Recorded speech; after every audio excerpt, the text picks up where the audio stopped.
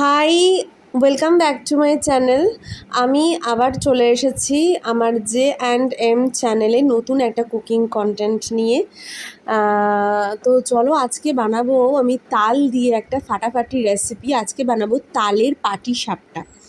সেটা কিভাবে বানাবো সেটাও তোমাদের সাথে শেয়ার করব। আশা করছি অনেকেই পারো, আর যারা পারো না দুজনেই দেখো, হয়তো অনেক রকম টিপস আর অনেক ভালো লাগা থাকবে।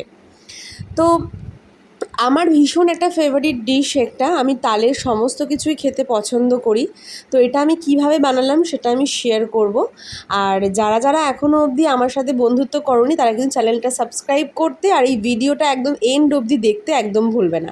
তো শুরু করছে ভিডিওটা আমার J&M মৌমিতাস কুকিং চ্যানেলে।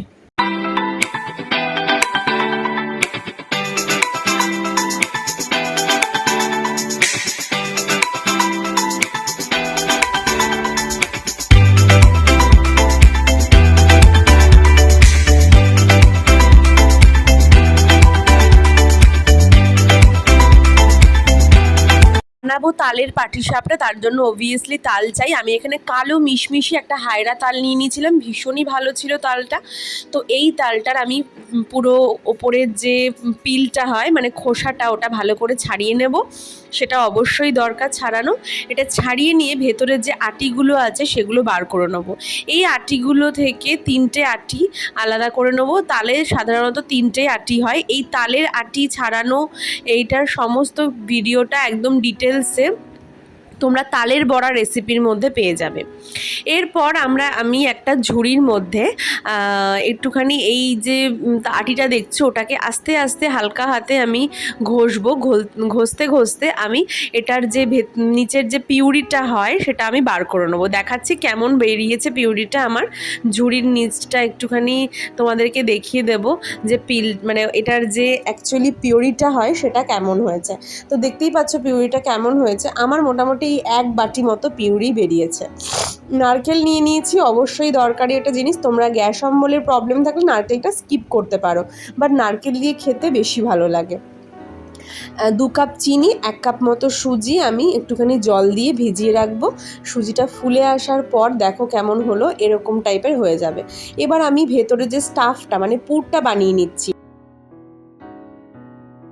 এটাকে ভালো করে নেড়ে চেড়ে নিচ্ছি।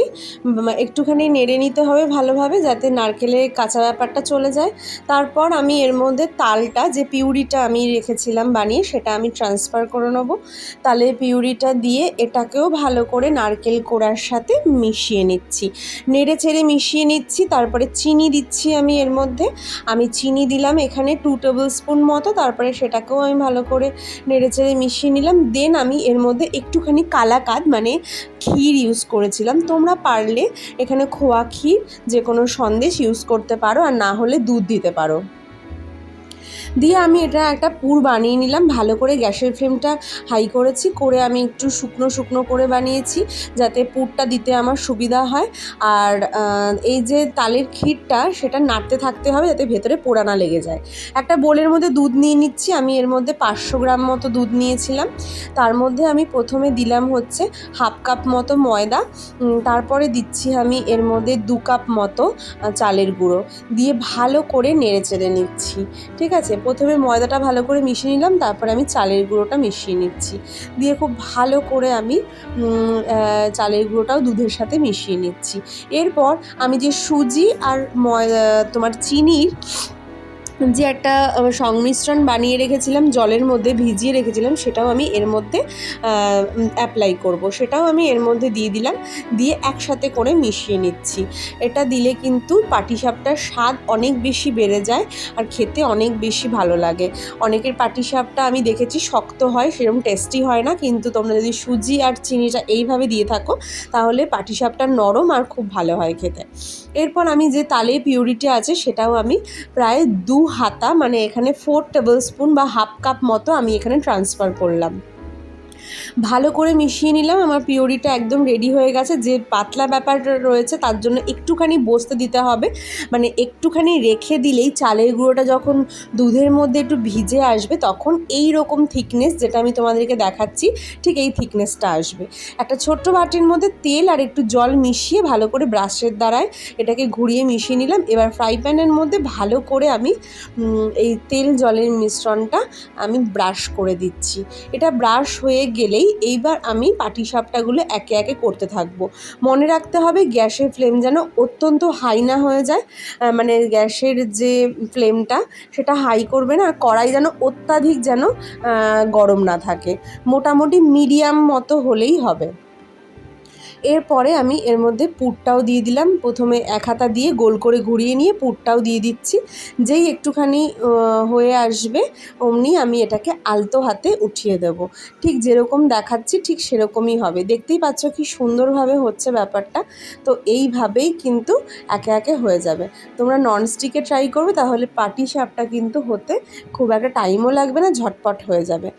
আরও 2-4টে তোমাদেরকে আমি দেখাচ্ছি। এই দেখো মাঝখান দিয়ে যে ফাঁকা হয়ে গিয়ে যে একটা মানে পুরো হয়ে যাচ্ছে, সেটা কিন্তু অতটা ভয় পেলে চলবে না। তো সেই জায়গাটাতে আরেকবার ব্যাটারটা দিয়ে এরমভাবে ঘুরিয়ে দিলে আবার যেরকম হয়েছে সেরকম ঠিক হয়ে যাবে। দেন আমি আবারও পুর দিয়ে দিলাম মিডিলে, আমি সাইডে করে দিচ্ছি, দিয়ে এরকম পাটিসাপটার মতো রোল করতে করতে ঘুরিয়ে দিয়ে আমার পাটিসাপটা রেডি। রোলের মতো উল্টে উল্টে নিয়ে আমার পাটিসাপটা রেডি হয়ে গেল। তো আমার এই পাটিসাপটার ভিডিওটা তোমাদের কেমন লাগলো সেটা তো তোমাদের জানাতেই হবে, আর আমার এই টিপসগুলোও কেমন লাগলো সেটাও কিন্তু তোমাদেরকে জানাতে হবে। এরপরে আমি তোমাদেরকে অনেক কটা পাটিসাপটা করে দেখাচ্ছি যে আমি কিভাবে একের পর এক পাটিসাপটাগুলো বানিয়েছি, আর পাটিসাপটাগুলো কতটা নরম আর কতটা টেস্টি হয়েছিল খেতে সেটাও কিন্তু জানাবো। এই তালের পাটিসাপটা অনেকে বলে খেয়েছে, অনেকে খায়নি, কিন্তু যেভাবে আমি দেখালাম সেইভাবে যদি তোমরা ট্রাই করো আশা করছি তোমাদের সকলের খুব ভালো লাগবে। এরপরে আমি আরও অনেক ভালো ভালো ভিডিও নিয়ে তোমাদের সামনে আসব। যারা এখনও অবধি চ্যানেলটা সাবস্ক্রাইব করোনি তারা কিন্তু অবশ্যই চ্যানেলটা সাবস্ক্রাইব করো, আর বেল আইকনটা প্রেস করতে কিন্তু একদম ভুলবে না, কারণ বেল আইকনটা প্রেস করলেই কিন্তু তোমরা সমস্ত নোটিফিকেশান খুব তাড়াতাড়ি পেয়ে যাবে। তো দেখতেই পাচ্ছ পাটিসাপটাগুলো আমি একটা প্লেটের মধ্যে নিয়ে নিয়েছি। ঠিক কেমন হয়েছে দেখতে আর কেমন হয়েছে ব্যাপারটা সেটা তোমরা নিশ্চয়ই বুঝতে পারছো। এই পাটিসাপটাটা খেতে কেমন হয়েছিল আর কতটা নরম হয়েছিল, খেতে কেমন হয়েছিল সেটা তো তোমরা বাড়িতে ট্রাই করলে বুঝতে পারবে, কতটা নরম হয়েছিল সেটা তোমাদেরকে আমি এখনই দেখিয়ে দিচ্ছি। তো এক হাত দিয়েই আমি আস্তে করে খুলে মানে ছিঁড়ে তোমাদের দেখিয়ে দিচ্ছি কতটা তুলতুলে আর কতটা মিষ্টি আর খুব সুন্দর হয়েছে দেখতে। ব্যাপারটা যেরকম দেখতে মিষ্টি হয়েছে খেতেও হয়েছে। তো আবার দেখা হবে, এখন টাটা, সকলে ভালো থেকো।